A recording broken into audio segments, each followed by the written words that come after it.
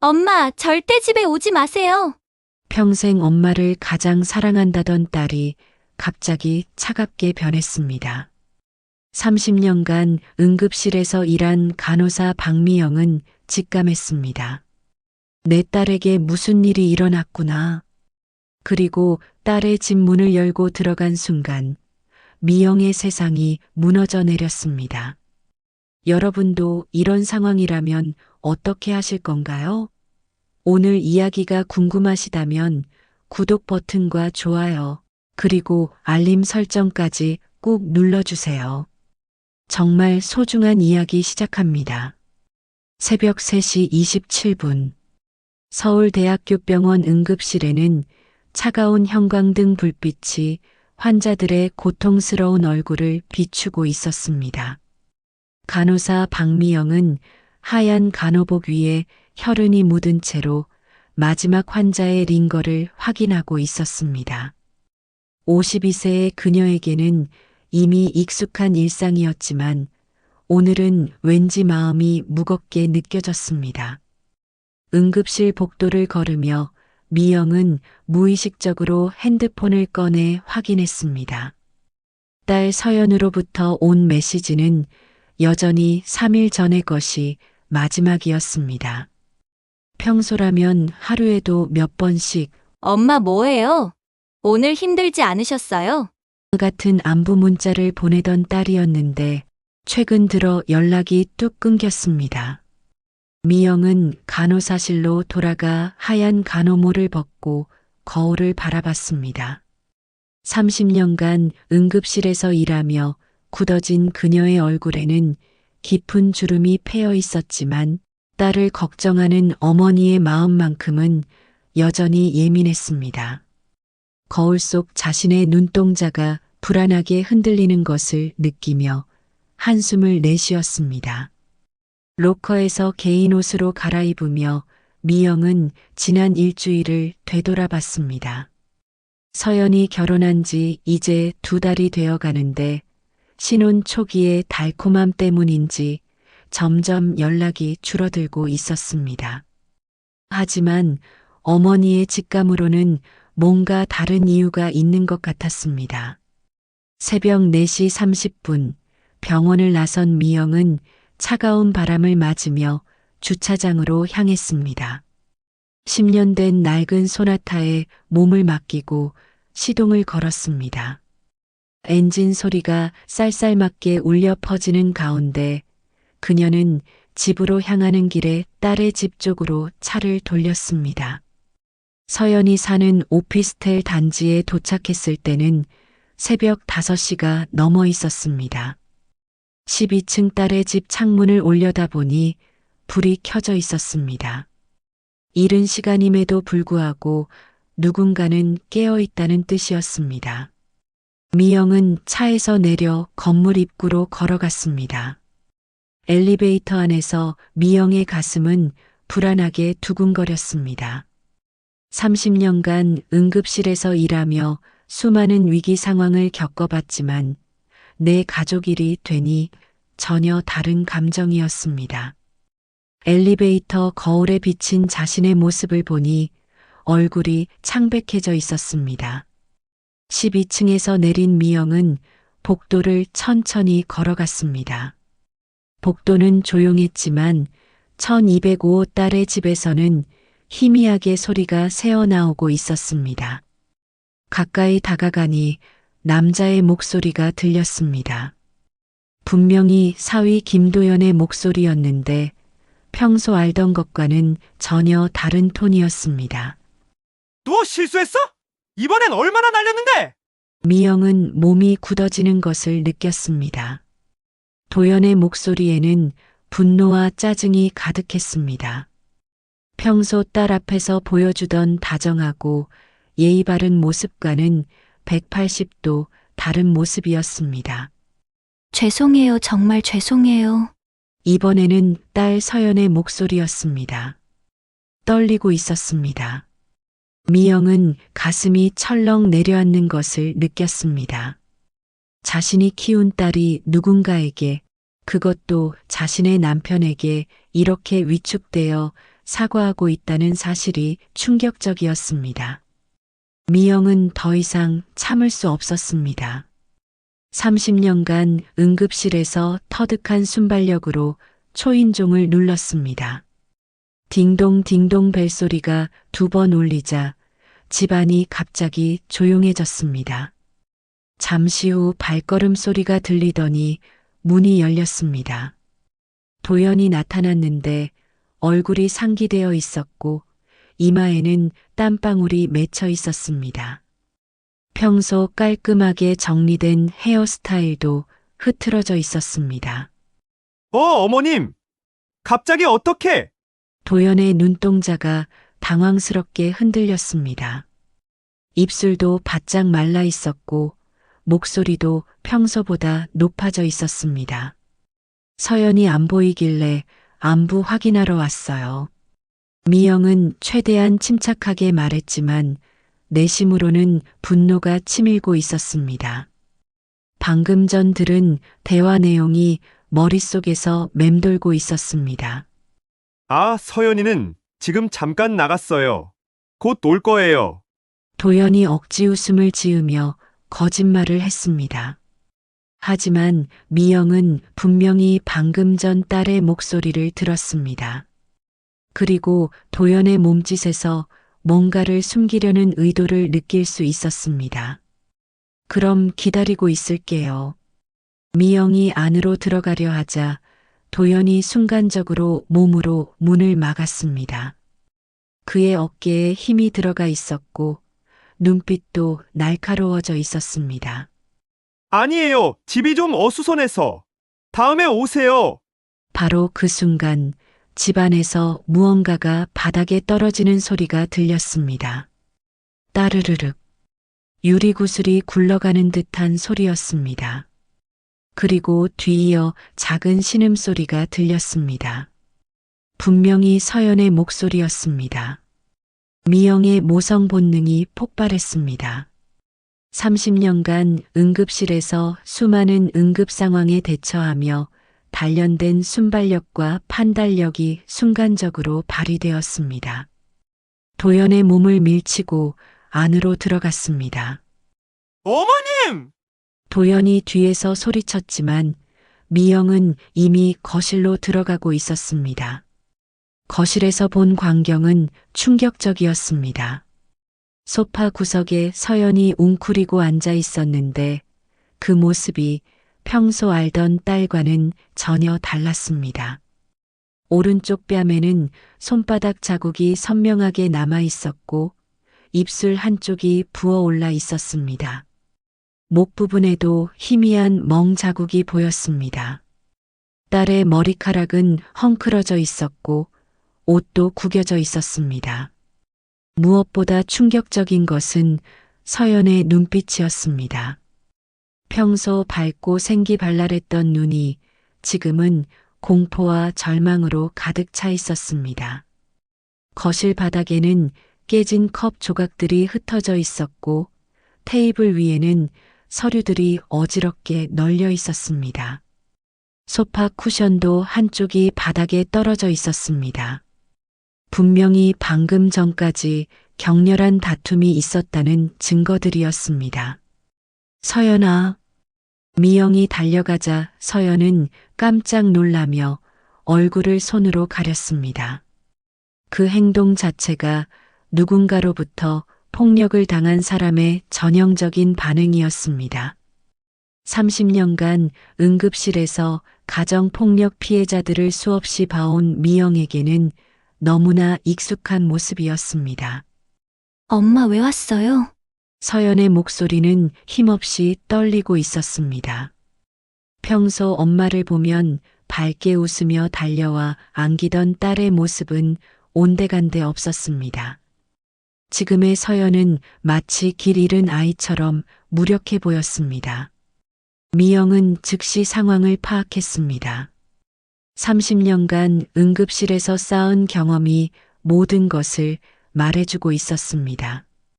딸이 가정폭력에 시달리고 있다는 것을, 그리고 사위가 그 가해자라는 것을 말입니다.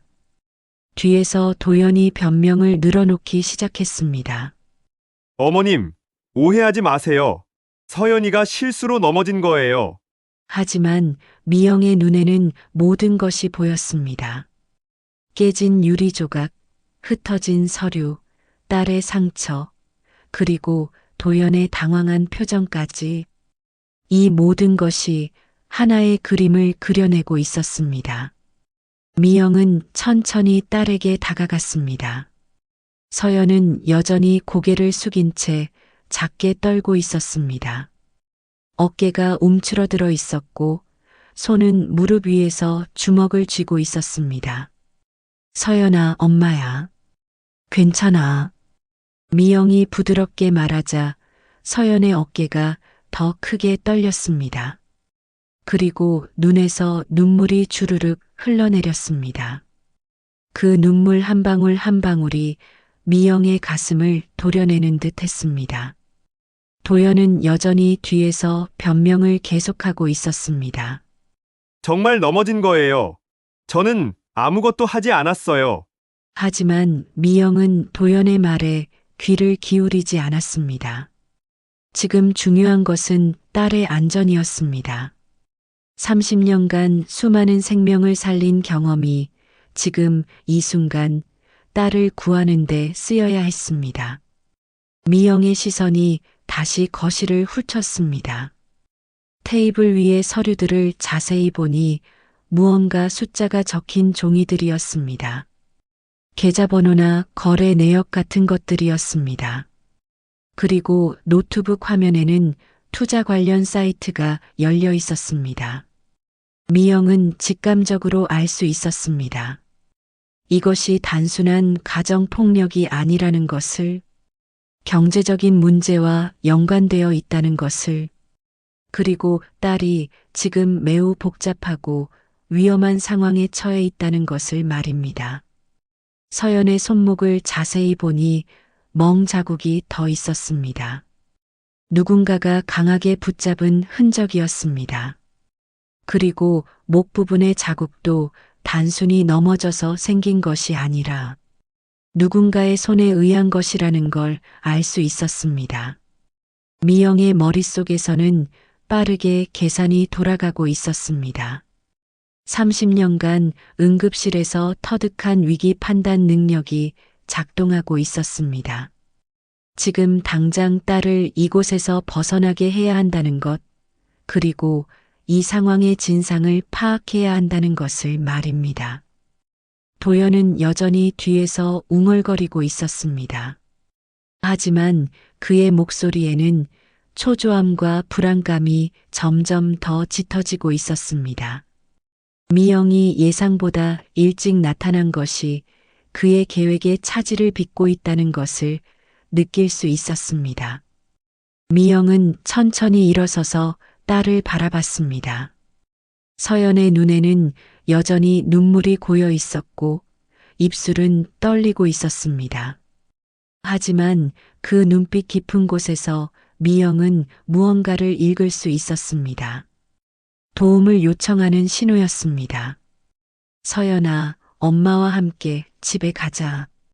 미영의 목소리는 부드러웠지만 단호했습니다.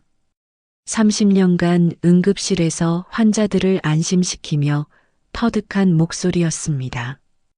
동시에 어떤 거부도 받아들이지 않겠다는 의지가 담겨 있었습니다. 서연은 잠시 망설였습니다. 눈동자가 미영과 도연 사이를 오가며 흔들렸습니다.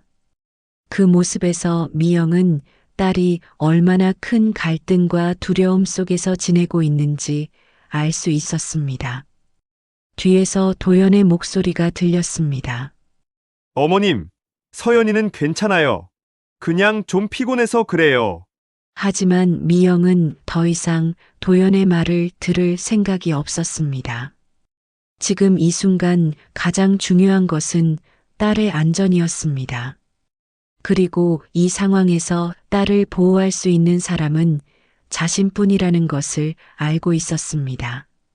미영은 서연의 어깨에 손을 올리고 천천히 일으켜 세웠습니다. 딸의 몸이 미약하게 떨리는 것을 느끼며 마음속에서는 분노가 치밀어 오르고 있었습니다. 동시에 딸을 지켜주지 못했다는 자책감도 밀려왔습니다. 하지만 지금은 자책할 시간이 아니었습니다.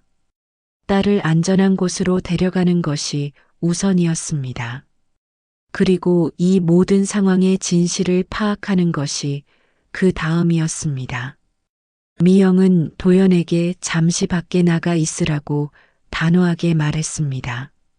도연은 불만스러운 표정을 지었지만 미영의 시선을 마주하는 순간 말없이 현관문을 나섰습니다. 30년간 응급실에서 단련된 미영의 위험 앞에서는 감히 거역할 수 없었습니다. 문이 닫히자 집안은 갑자기 고요해졌습니다. 거실의 형광등만이 깨진 유리 조각들을 차갑게 비추고 있었습니다. 미영은 딸 옆에 조심스럽게 앉았습니다. 소파에 가죽이 살짝 찢어져 있는 것을 발견했습니다. 최근에 생긴 상처였습니다. 서연은 여전히 고개를 숙이고 있었습니다. 긴 머리카락이 얼굴을 가리고 있었지만 부어오른 입술과 멍든 뺨은 숨길 수 없었습니다. 미영은 30년간 응급실에서 터득한 인내심으로 딸이 스스로 말할 때까지 기다리기로 했습니다. 시간이 천천히 흘렀습니다.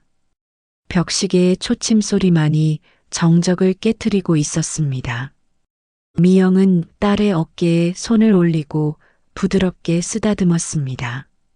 그 따뜻한 손길에 서연의 긴장이 조금씩 풀리는 것을 느낄 수 있었습니다.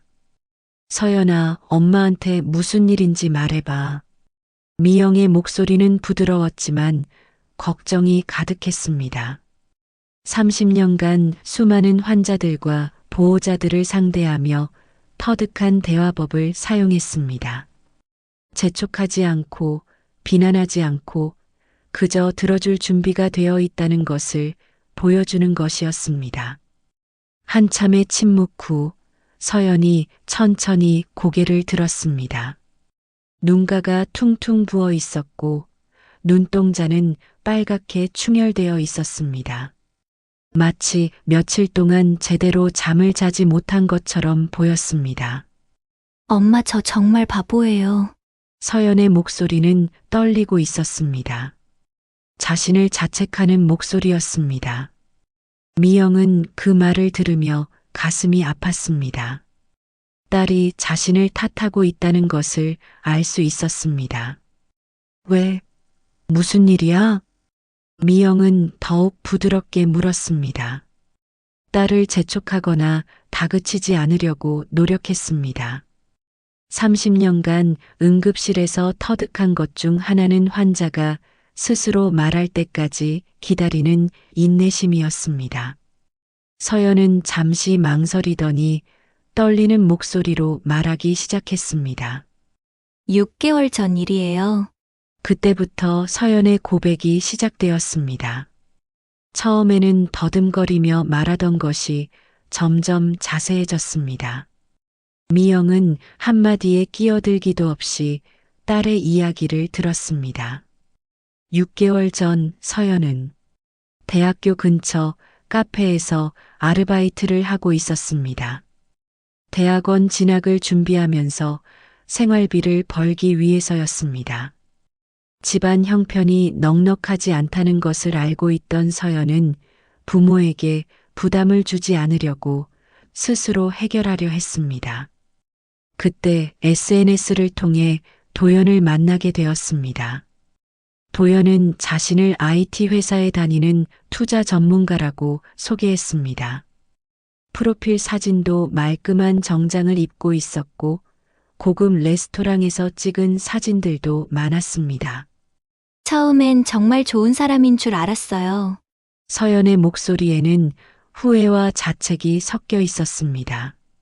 도연은 처음에 매우 신사적이었고 서연의 어려운 상황을 이해해주는 듯 했습니다.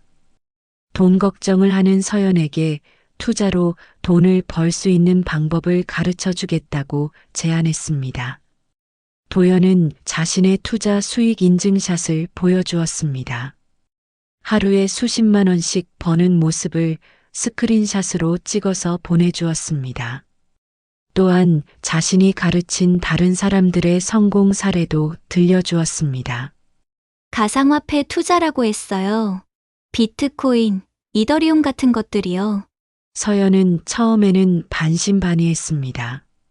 하지만 도연이 계속해서 성공 사례들을 보여주고 작은 금액부터 시작해보라고 권유하자 마음이 흔들렸습니다.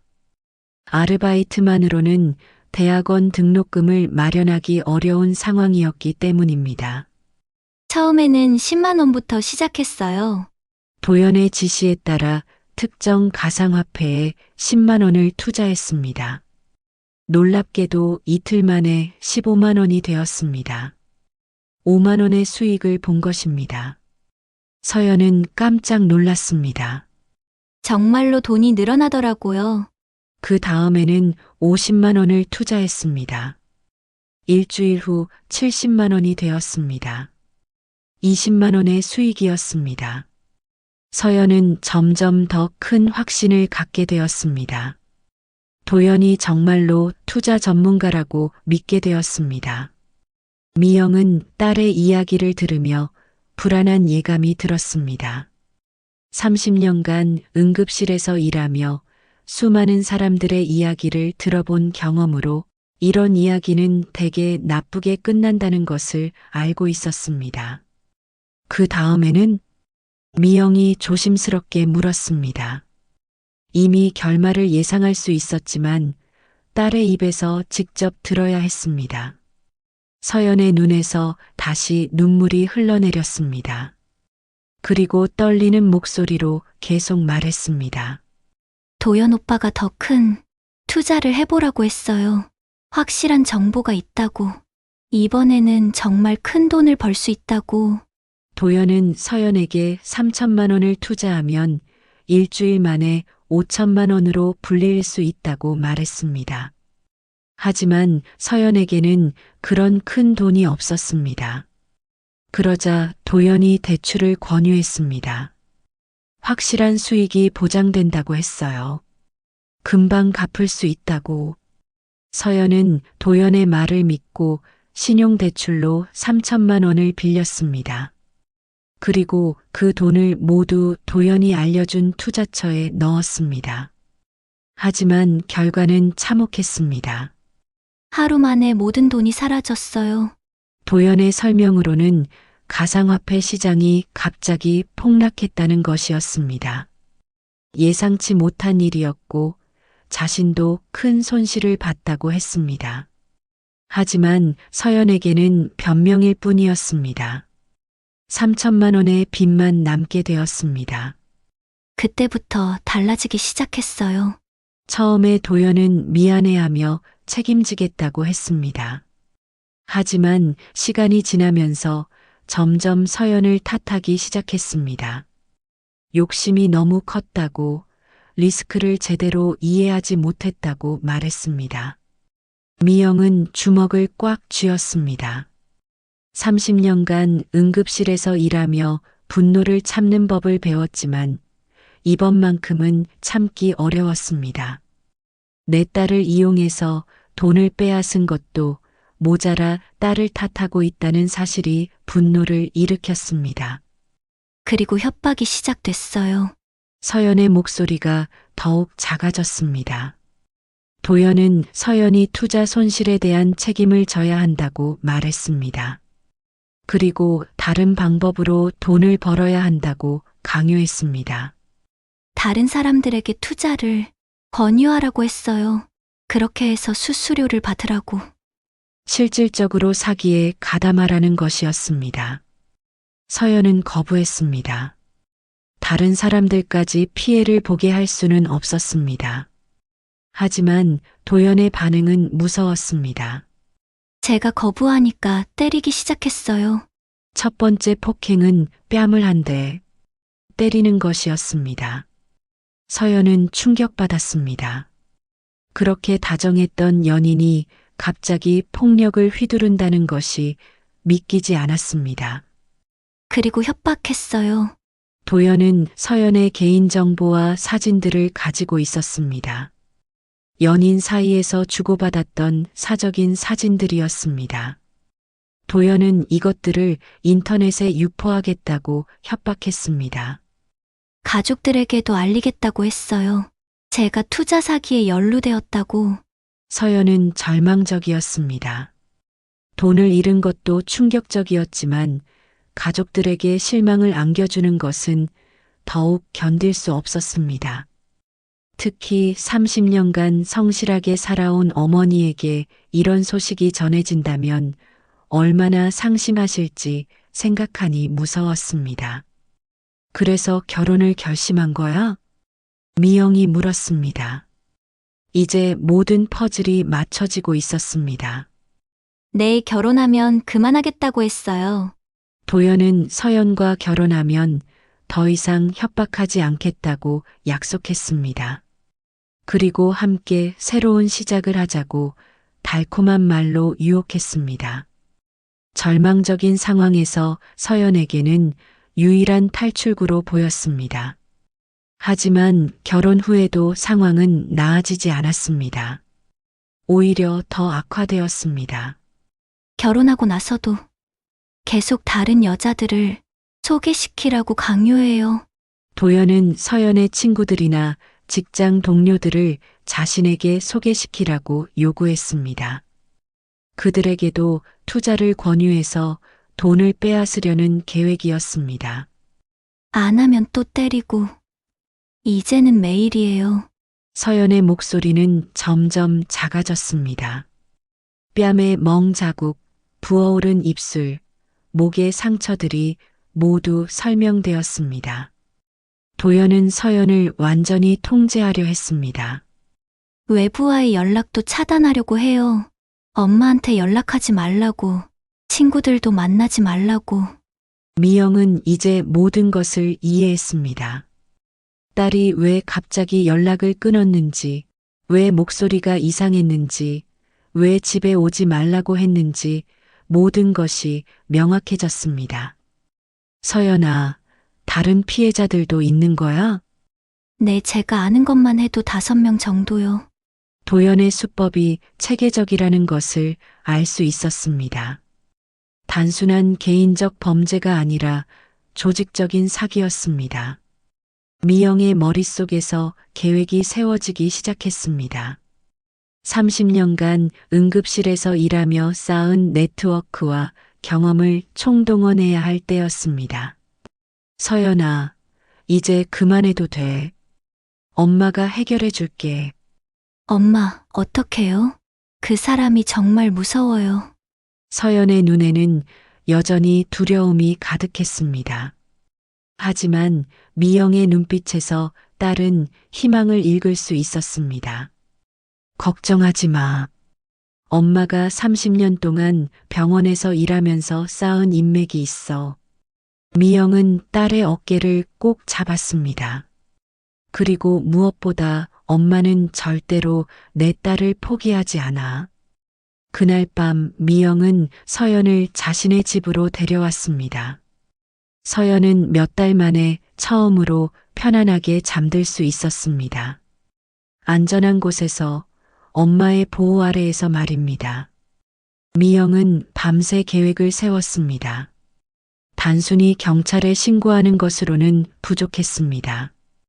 도연 같은 사기꾼들을 완전히 무력화시키려면 더 체계적인 접근이 필요했습니다.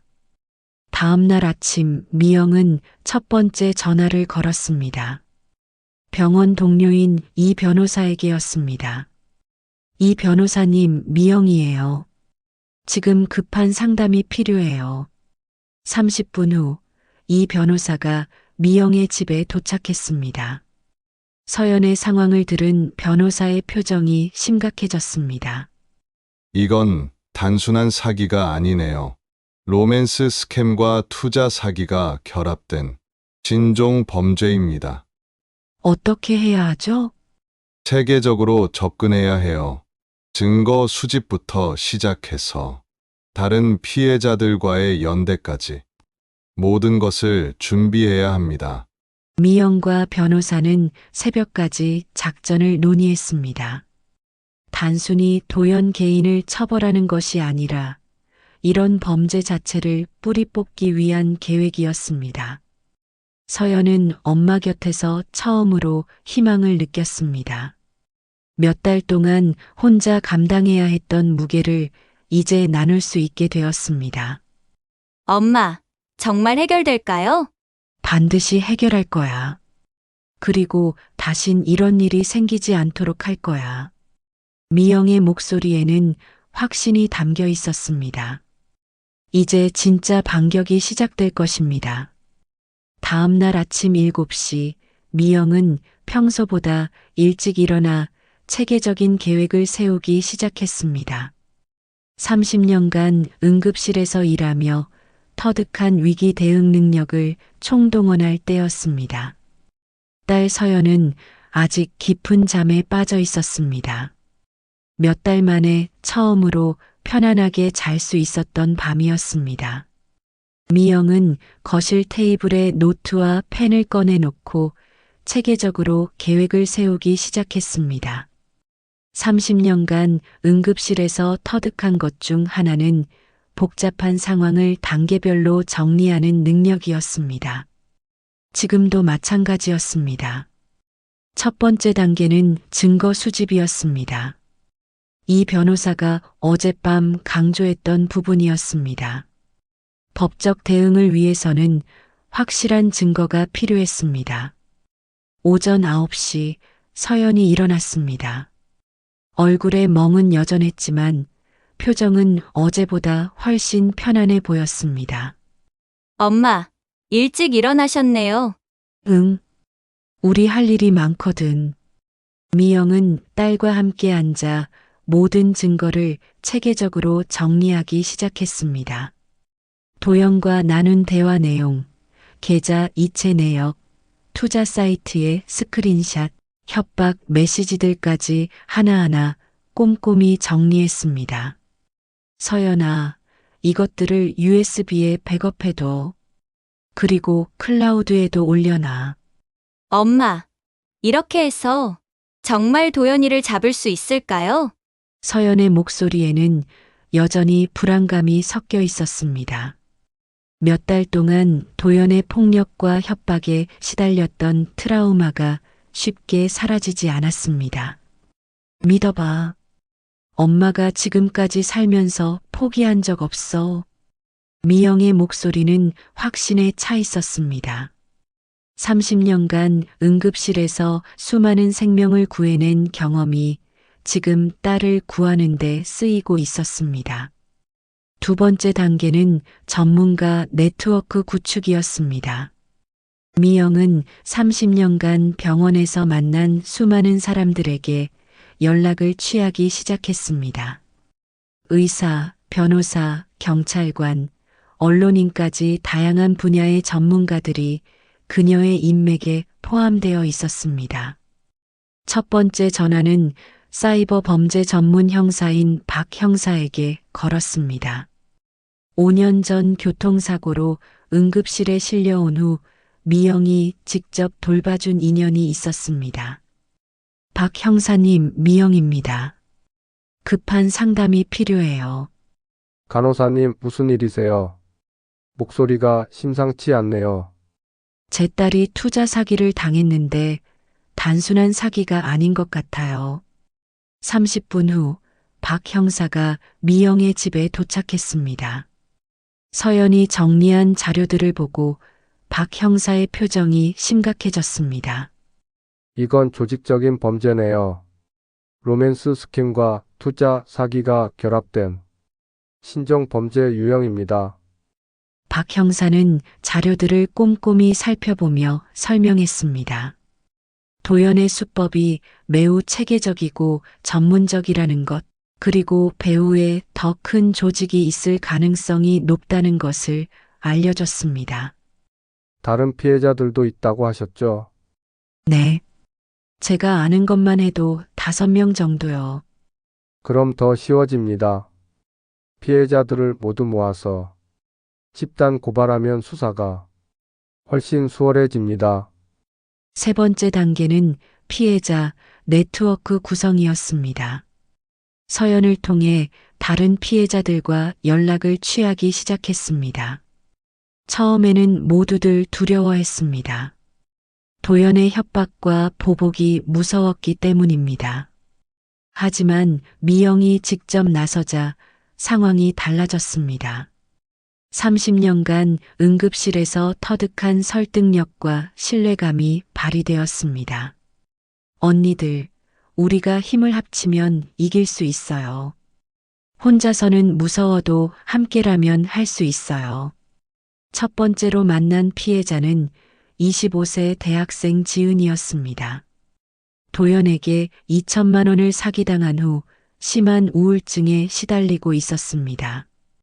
미영이 직접 찾아가서 설득했습니다. 지은아, 혼자 끙끙 앓지 마. 이모가 도와줄게. 미영의 따뜻한 말에 지은이는 눈물을 흘리며 고개를 끄덕였습니다.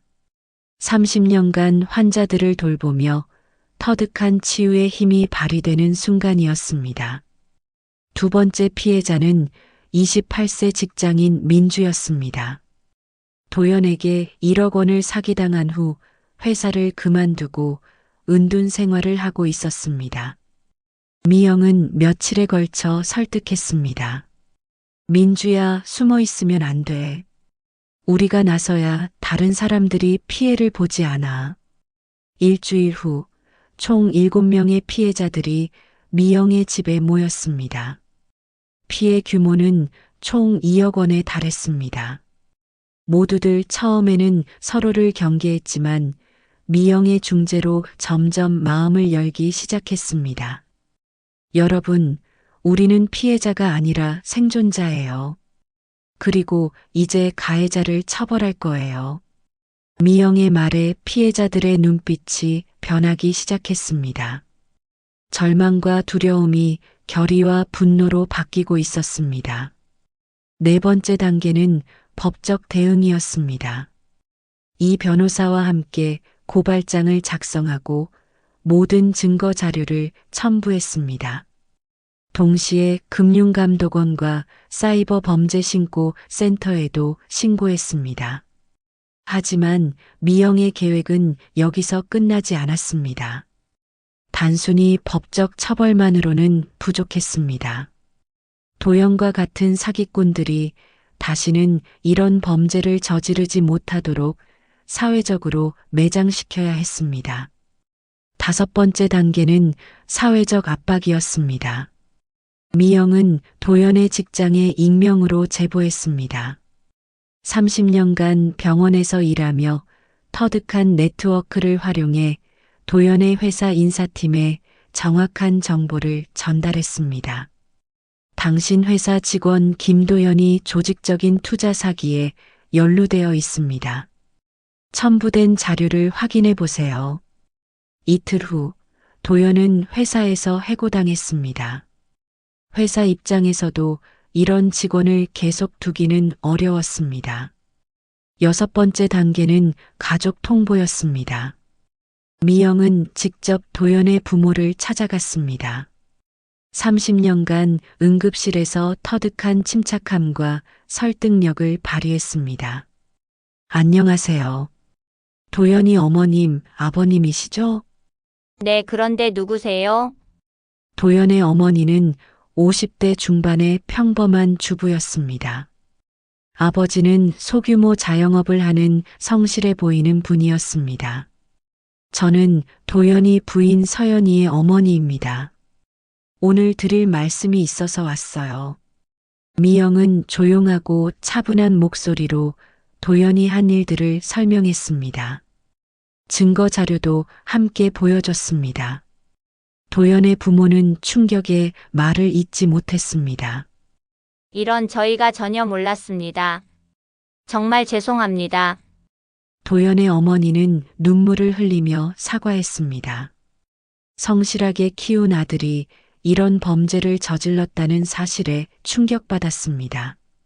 사과는 법정에서 받겠습니다. 다만 아드님이 더 이상 피해를 만들지 않도록 조치해 주세요.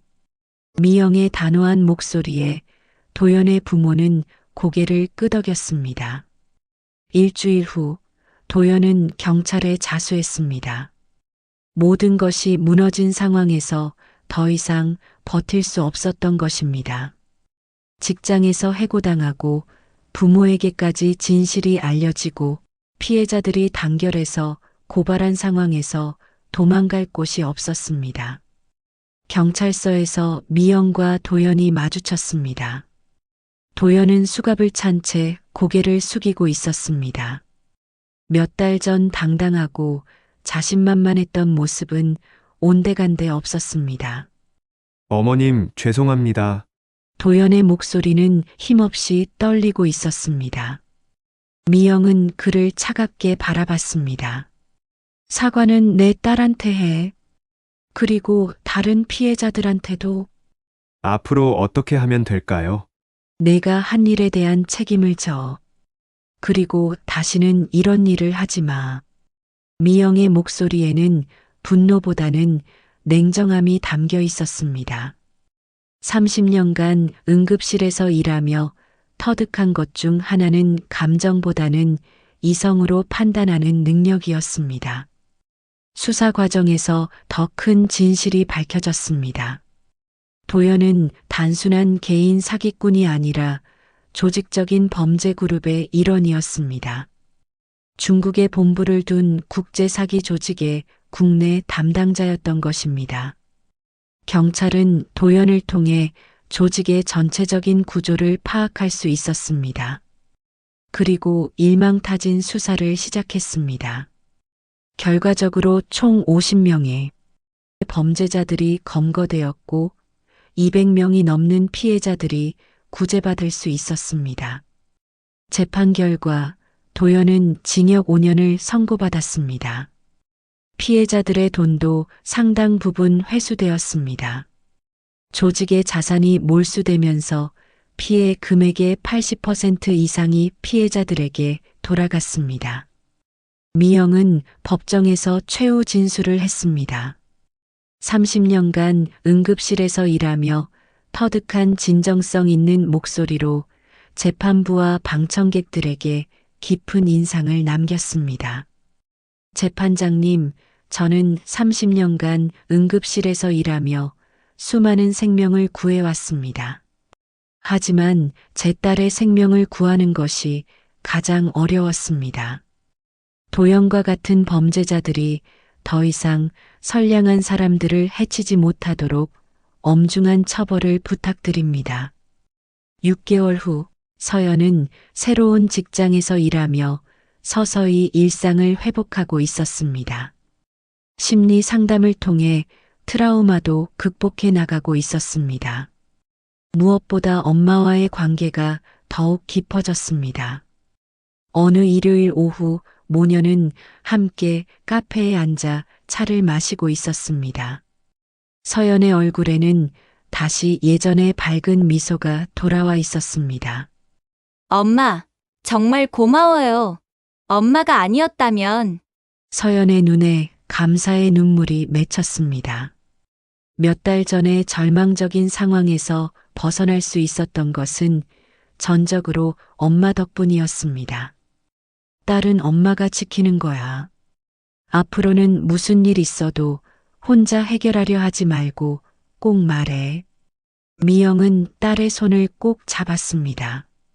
30년간 응급실에서 일하며 터득한 것 중 가장 중요한 것은 사랑하는 사람을 지키는 것이라는 걸 깨달았습니다.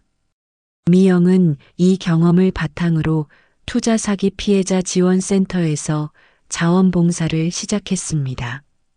자신의 경험을 다른 가족들과 공유하며 비슷한 피해를 예방하는 일에 앞장서고 있습니다. 가족의 사랑만큼 강한 것은 없어요. 그리고 포기하지 않으면 반드시 길이 있습니다. 미영의 강연을 들은 많은 사람들이 감동을 받았습니다. 단순히 복수를 위한 이야기가 아니라 가족을 지키기 위한 사랑의 이야기였기 때문입니다. 현재 서연은 새로운 연인을 만나 건강한 관계를 이어가고 있습니다. 이번에는 모든 것을 엄마와 상의하며 신중하게 접근하고 있습니다. 투자 사기의 트라우마를 극복하고 다시 사람을 믿을 수 있게 된 것입니다. 새로운 연인은 30세의 초등학교 교사로 성실하고 따뜻한 성격의 소유자입니다. 서연을 만나기 전부터 미영에게 정중하게 인사를 드리고 교제 허락을 구했습니다. 어머님, 서연이를 정말 소중히 생각합니다. 평생 지켜드리겠습니다. 미영은 그의 진정성을 느낄 수 있었습니다. 30년간 응급실에서 터득한 사람을 보는 눈으로 그가 진짜 서연이를 사랑한다는 것을 알 수 있었습니다. 서연이를 아프게 하지 마세요. 그리고 항상 솔직하게 대화하세요. 미영의 조건은 간단했습니다. 서연이가 다시는 상처받지 않기를 바라는 엄마의 마음이었습니다. 도연은 교도소에서 다른 죄수들에게 투자 사기의 위험성을 알리는 교육 프로그램에 참여하고 있습니다. 자신의 잘못을 인정하고 진정한 반성을 하고 있는 것으로 알려졌습니다. 그는 서연에게 편지를 보내 진심으로 사과했습니다. 하지만 서연은 그 편지를 읽지 않고 돌려보냈습니다. 이미 과거는 정리되었고 앞으로만 보고 싶어 했기 때문입니다. 미영의 이야기는 많은 사람들에게 희망을 주었습니다. 가족의 사랑과 포기하지 않는 의지가 얼마나 강한 힘을 가지고 있는지 보여준 사례였습니다. 특히 같은 처지의 부모들에게 큰 용기를 주었습니다. 자녀가 어려움에 처했을 때 포기하지 않고 끝까지 싸워야 한다는 메시지를 전달했습니다. 미영은 현재도 병원에서 일하며 환자들을 돌보고 있습니다. 하지만 이제는 단순히 의료진이 아니라 가족을 지키는 방법을 가르치는 멘토로도 활동하고 있습니다. 의료진으로서 환자의 몸을 치료하는 것도 중요하지만 한 가족의 어머니로서 딸의 마음을 치유하는 것이 더 의미 있었습니다. 미영의 이야기는 책으로도 출간되었습니다. 제목은 엄마의 힘이었습니다. 출간 첫 주에 베스트셀러에 올랐고 많은 독자들로부터 감동적인 후기를 받았습니다. 책의 인쇄는 전액 투자 사기 피해자 지원 기금에 기부되었습니다. 미영은 자신의 경험이 다른 사람들에게 도움이 되기를 바랐습니다. 1년 후 서연과 새로운 연인이 결혼 발표를 했습니다. 이번에는 모든 과정을 투명하게 공개하고 가족들의 축복 속에서 이루어졌습니다. 결혼식 날 미영은 딸에게 말했습니다. 서연아, 이제 정말 행복하구나. 네, 엄마. 엄마가 저를 구해주셔서 이런 행복이 가능했어요. 모녀는 서로를 꼭 껴안았습니다. 그 순간 두 사람 모두 눈물을 흘렸습니다. 고통스러웠던 과거를 극복하고 새로운 시작을 맞이하는 감동의 순간이었습니다. 미영의 이야기는 이후에도 계속되었습니다. 그녀는 전국을 다니며 강연을 했고 투자 사기 예방 캠페인에도 적극 참여했습니다. 사랑하는 사람을 지키는 것은 포기하지 않는 것입니다. 그리고 혼자가 아니라는 것을 보여주는 것입니다. 미영의 메시지는 많은 사람들의 마음에 깊은 울림을 주었습니다. 특히 부모들에게는 자녀를 지키는 용기를, 피해자들에게는 극복할 수 있다는 희망을 주었습니다. 현재 미영은 손자를 안고 있습니다. 서연이 낳은 귀여운 아들입니다. 새로운 생명을 품에 안고 있으니 모든 고생이 보상받는 느낌이었습니다. 할머니가 너를 잘 지켜줄게. 미영은 손자에게 속삭였습니다.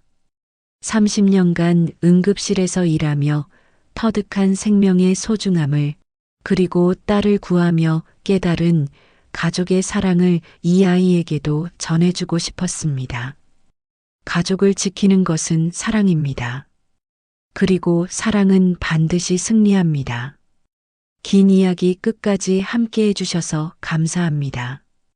이런 의미 있는 이야기들을 계속 전해드리고 싶습니다. 구독과 좋아요, 그리고 알림 설정으로 앞으로도 함께 해주세요. 여러분의 소중한 가족도 항상 지켜내시길 바랍니다. 댓글로 여러분의 생각도 들려주세요.